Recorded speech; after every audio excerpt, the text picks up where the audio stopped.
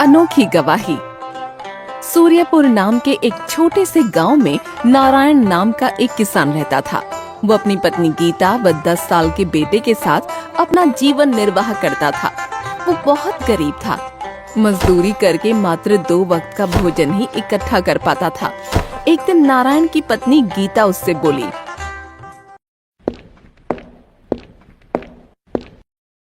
सुनो जी, पहले हम 2 थे, तभी परिवार का गुजारा मुश्किल से हो पाता था। अब तो अमर भी बड़ा हो गया है, इसलिए मैंने एक बात सोची है। तुमने क्या बात सोची है गीता? आज से खेत खलिहानों में मैं भी मजदूरी करने जाया करूंगी। गीता, मैं तुम्हें कोई भी सुख नहीं दे पाया। अपना जीवन तुम्हें गरीबी में ही बिताना पड़ा। दुखी क्यों होते हो जी? सुख दुख तो जीवन में आते ही रहते हैं। और फिर हम एक गाड़ी के 2 पहिए ही तो हैं। दोनों को एक समान चलना चाहिए, तभी गृहस्थी की गाड़ी ठीक ढंग से चल पाती है। तुम ठीक कहती हो गीता।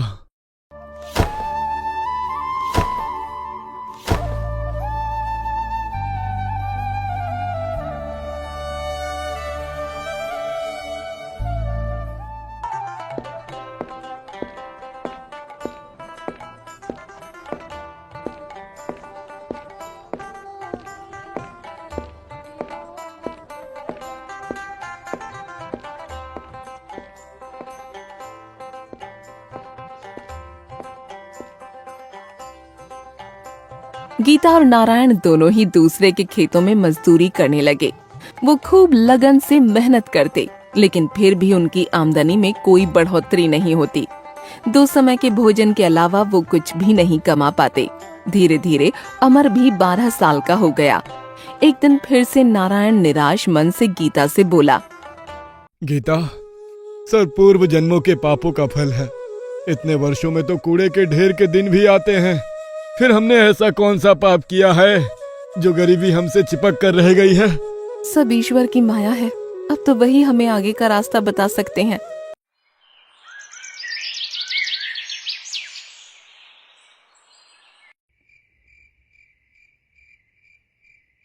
उसी रात नारायण के स्वप्न में देवी सरस्वती प्रकट हुई और कहने लगी, पुत्र नारायण, तेरा बेटा बड़ा हो गया है, इसे पढ़ाता क्यों नहीं? देवी सरस्वती, आप तो मेरी दशा से भली भांति अवगत होंगी। ऐसी कठिन परिस्थितियों में मैं कैसे अमर को पढ़ा सकता हूँ? कुछ भी करो बेटा, अपना पेट काटो, पर अमर को अवश्य पढ़ाओ। उसकी शिक्षा के उपरांत ही तुम्हारी गरीबी दूर होगी। ये कहकर देवी सरस्वती अंतर ध्यान हो गईं और अगली सुबह नारायण ने सारी बात अपनी पत्नी को बताते हुए कहा,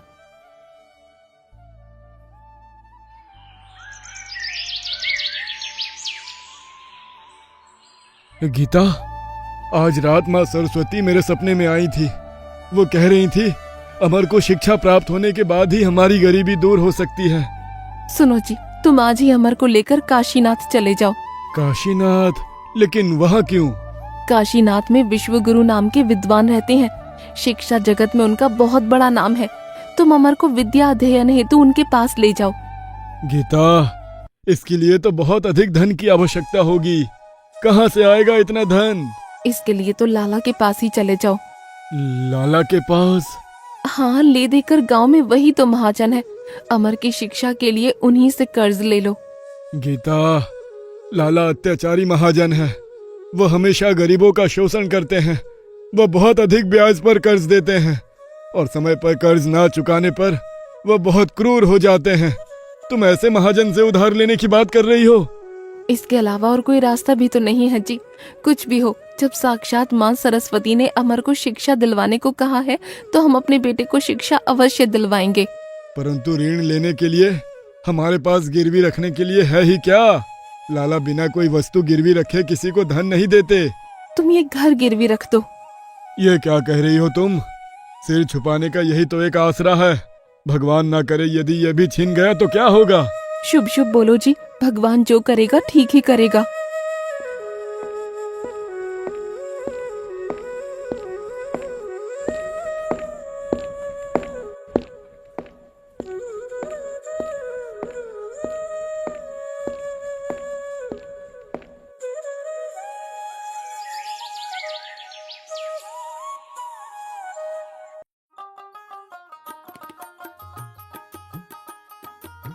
फिर उसी दिन नारायण लाला के घर जा पहुंचा और कहने लगा, राम राम लाला जी। कहो नारायण, कैसे आना हुआ आज? लाला जी, एक अर्ज लेकर आया हूँ आपके पास। कहो नारायण, क्या अर्ज है तुम्हारी? लाला जी, मुझे थोड़ा कर्ज चाहिए। कर्ज? किस लिए? मैं अपने बेटे को पढ़ाना चाहता हूँ लाला जी, इसलिए मुझे कर्ज चाहिए था। ओहो, लेकिन तुम कर्ज लोगे किस पर? गिरवी रखने के लिए तुम्हारे पास है ही क्या? लाला जी, तुम तो जानते ही हो मैं कितना गरीब हूँ। ले देकर एक झोपड़ी ही है मेरे पास, बस उसी झोपड़ी को आपके पास गिरवी रख दूंगा। सौदा बुरा नहीं है। नारायण ऋण तो चुका नहीं पाएगा, तो फिर उसकी झोपड़ी पर मेरा कब्जा हो जाएगा। हाँ, मैं तुम्हें 10 सोने के सिक्के उधार दे सकता हूँ। ठीक है लाला जी। इसके लिए मैं तुमसे एक कागज पर अंगूठा लगवाऊंगा और 10 साल की मोहलत भी दूंगा। अगर 10 सालों में तुम कर्ज ना चुका पाए तो तुम्हारी झोपड़ी पर मेरा अधिकार होगा। मुझे ये स्वीकार है लाला जी। फिर लाला ने एक कागज पर नारायण का अंगूठा लगवा लिया और उसे 10 सोने के सिक्के भी दे दिए, जिसे लेकर नारायण ने लाला का शुक्रिया अदा किया।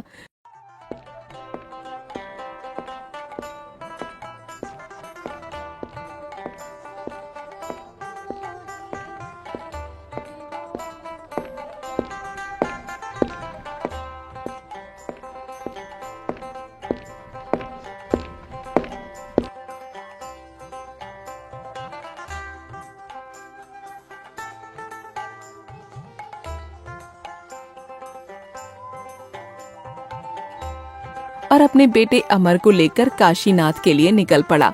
लंबा रास्ता तय करने के बाद वो काशीनाथ पहुंचकर विद्वान शिव गुरु की कुटिया में जा पहुंचे और ईश्वर से प्रार्थना करने लगा।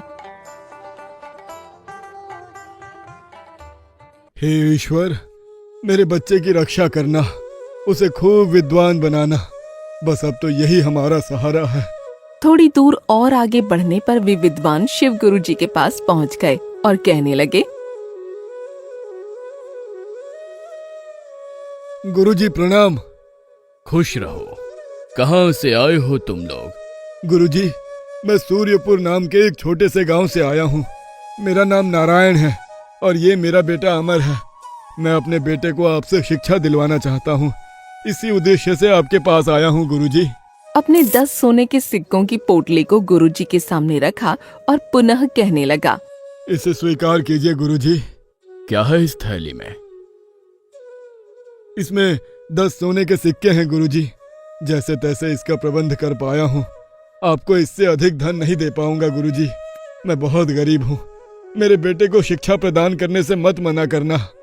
बड़ा भोला व्यक्ति लगता है ये, इसे निराश करना ठीक नहीं है। शांत हो जाओ बेटा, मैं तुम्हारे बेटे को अवश्य पढ़ाऊंगा। वो शिक्षा ग्रहण करने के लिए 10 वर्षों तक आश्रम में ही रहेगा, तभी उसकी शिक्षा पूर्ण हो पाएगी। ठीक है गुरुजी। नारायण ने अपने बेटे अमर को गुरुजी के पास ही छोड़ दिया और वो वापस अपने घर लौट आया। गुरुजी ने अमर को शिक्षा प्रदान करना आरंभ कर दिया। धीरे धीरे 10 वर्ष बीत गए और अब अमर भी बड़ा हो गया। एक दिन गुरुजी ने अमर को अपने पास बुलाकर कहा,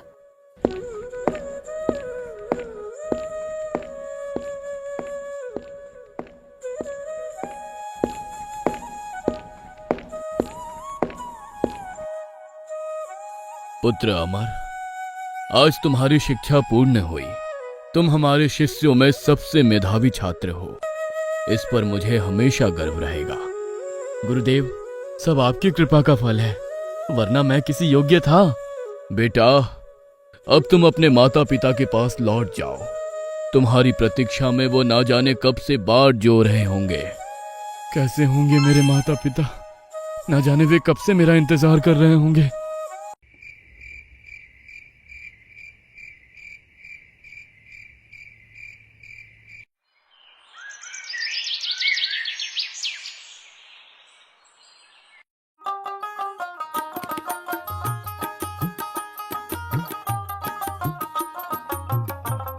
अगले ही दिन अमर लंबा रास्ता तय करके अपने गांव जा पहुंचा और अपनी झोपड़ी देखकर सोचने लगा, कितना सुंदर दृश्य है।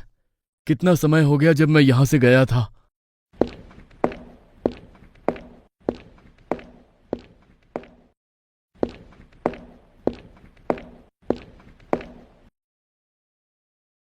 कौन हो तुम और अंदर क्यों घुसे चले आ रहे हो? प्रणाम पिताजी, मैं हूँ अमर, आपका बेटा। अमर बेटा, तुम्हारी शिक्षा पूरी हो गई? जी पिताजी, गुरुजी की आज्ञा से ही मैं घर लौटा हूँ। अरे गीता, कहाँ हो तुम? यहाँ आओ, जल्दी देखो, हमारा बेटा शिक्षा पूरी करके लौटा है। तुरंत ही गीता बाहर आ गई और अपने बेटे को देखकर बहुत प्रसन्न हुई। बेटा, मेरा बेटा, देखो तो कितना दुबला हो गया है। तुझे पता भी है मेरे बच्चे, हम दोनों ने तुझे कितना याद किया। मुझे अंदाजा है माँ, मैंने भी आप दोनों को बहुत याद किया। गीता, अब हमारे बुरे दिन बीत जाएंगे। अब हमारा बेटा नौकरी पर लग जाएगा। भगवान करे वो दिन शीघ्र आ जाए। उधर लाला भी सोच रहा था। पूरे 10 वर्ष बीत गए हैं। अब नारायण से 10 सोने के सिक्कों का ऋण चुकाने का तगादा करने का भी समय आ गया है।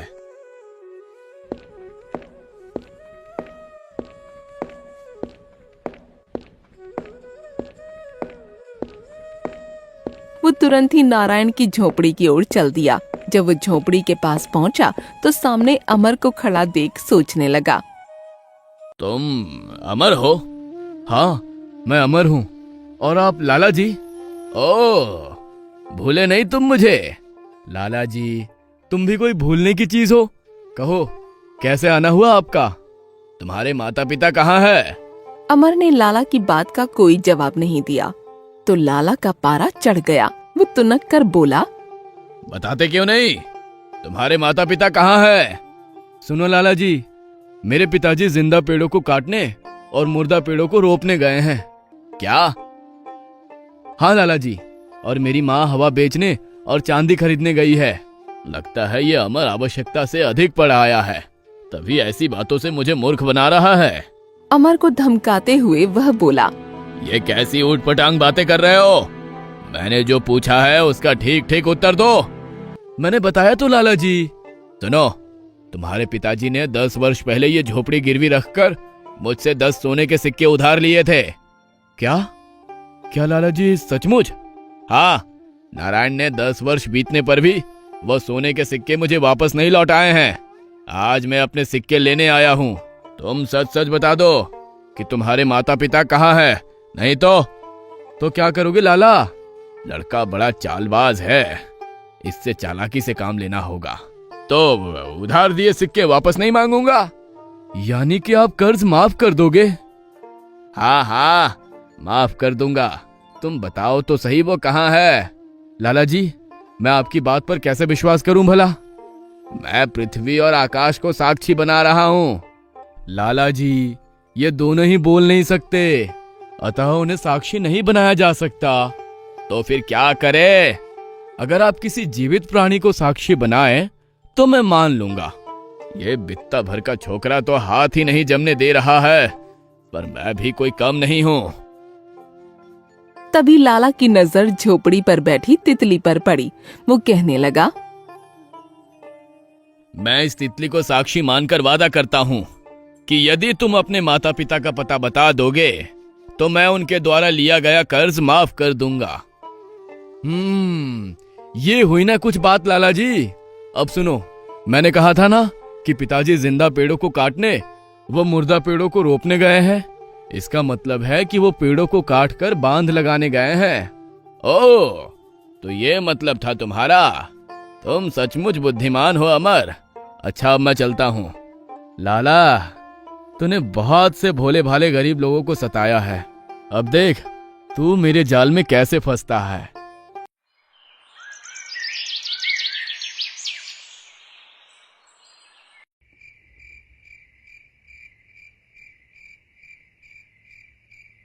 जब शाम हुई और नारायण घर लौटा तो अमर ने सारी बात अपने पिता को बताई। पिताजी, लाला आया था। ओह, अब क्या होगा? पिताजी, आप घबराओ नहीं, मैं आ गया हूँ। उस जमाखोर लाला से मैं निपट लूंगा। तुम? लेकिन कैसे बेटा? लाला बहुत चालाक है। आप घबराओ नहीं पिताजी, ईश्वर जो चाहेगा वही होगा।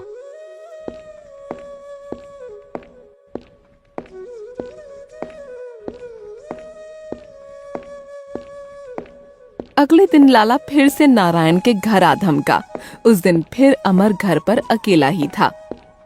लाला जी, आज कैसे आना हुआ? अपना उधार मांगने आया हूँ। कहाँ है तुम्हारे माता पिता? लाला जी, तुम किस उधार की बात कर रहे हो जो कल तुमने माफ कर दिया था? माफ किया था? तुम झूठ बोल रहे हो। कल ही तो आपने कर्ज माफ करने की बात कही थी। मैं महाराज के दरबार में शिकायत लेकर जाऊंगा। हाँ। उसी दिन लाला दरबार में पहुंच गया और महाराज से कहने लगा, महाराज की जय हो, मेरा न्याय कीजिए महाराज। अरे लाला, तुम? भला तुम्हें कौन परेशान कर सकता है? महाराज, गांव के ही नारायण ने मुझसे 10 वर्ष पूर्व 10 सोने के सिक्के लिए थे, लेकिन अब मांगने पर उसका धूर्त बेटा उल्टा बोलता है। मंत्री जी, तुरंत नारायण और उसके बेटे को महल में बुलाया जाए।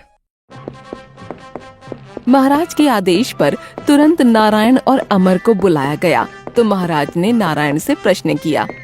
नारायण, ये क्या मामला है? क्षमा कीजिए महाराज, पिताजी की तरफ से मैं पैरवी करूंगा। कहो, क्या कहना चाहते हो? महाराज, ये सच है कि 10 वर्ष पूर्व मेरे पिताजी ने लाला जी से धन उधार लिया था, तो उसे लौटाते क्यों नहीं हो? महाराज, कल लाला जी हमारे घर आए थे तो उन्होंने मुझसे कर्ज माफ करने का वादा किया था। फिर कर्ज मांगने का तो सवाल ही पैदा नहीं होता। यह झूठ बोल रहा है महाराज, मैं कल इसके घर गया ही नहीं था। अमर, क्या अपनी बात सिद्ध करने के लिए तुम्हारे पास कोई प्रमाण है? तब अमर ने कल का सारा किस्सा महाराज को सुनाया तो उन्होंने कहा, ओ, तो एक तितली है तुम्हारी गवाह? जी महाराज, वो तितली ही एकमात्र गवाह है। अमर, यह दरबार है, किसी नाटक का दृश्य नहीं जो तुम मनगढ़ंत कहानी बताओगे। मैं सच कह रहा हूँ महाराज, कल लाला जी ने अपनी नाक पर बैठी तितली को गवाह बनाया था। यह झूठ बोल रहा है महाराज, कल जब मैं इसके घर गया था तो तितली झोपड़ी पर बैठी थी। अरे ये मैंने क्या कह दिया, अपने ही खिलाफ गवाही दे दी। लाला, अब तो तुम मेरे शब्द जाल में फंसी गया। लाला, इस बात से यह सिद्ध होता है कि अमर सच और तुम झूठ बोल रहे हो। अब नारायण तुम्हें 1 भी रुपए कर्ज नहीं चुकाएगा। मुझे माफ कर दीजिए हुजूर, जो मैंने आपसे झूठ बोला। लाला, तुम अपना धंधा चलाओ, लेकिन ईमानदारी से। दोबारा झूठ और फरेब से काम किया तो तुम्हें बंदी गृह में डलवा दूंगा। जी महाराज, दोबारा ऐसी गलती नहीं होगी। दरबार समाप्त होने पर सभी अपने अपने घर जाने लगे तो महाराज ने अमर को रोक कर कहा, अमर, मैं तुमसे बहुत प्रसन्न हूँ। तुम्हारी सूझबूझ ने तुम्हें कर्ज चुकाने से बचा लिया। क्या तुम मेरी एक बात मानोगे? अवश्य महाराज, आप बस आदेश दीजिए। मैं जानता हूँ तुम शिक्षा ग्रहण करके आए हो और बहुत बुद्धिमान हो। तुम्हारी जगह तो मठों में विद्वान की है, किंतु मैं चाहता हूँ कि तुम राज दरबार में रहकर न्याय मंत्री का पद संभालो। क्या तुम्हें यह मंजूर है? अवश्य महाराज, ये तो मेरे लिए सौभाग्य की बात होगी। राजसराय में तुम्हारे रहने व खाने पीने की व्यवस्था कर दी जाएगी। तुम कल से ही दरबार में शामिल हो सकते हो। जैसी आपकी आज्ञा महाराज। इस तरह अमर की सूझबूझ ने अमर और उसके परिवार की परिस्थितियों को बदल दिया।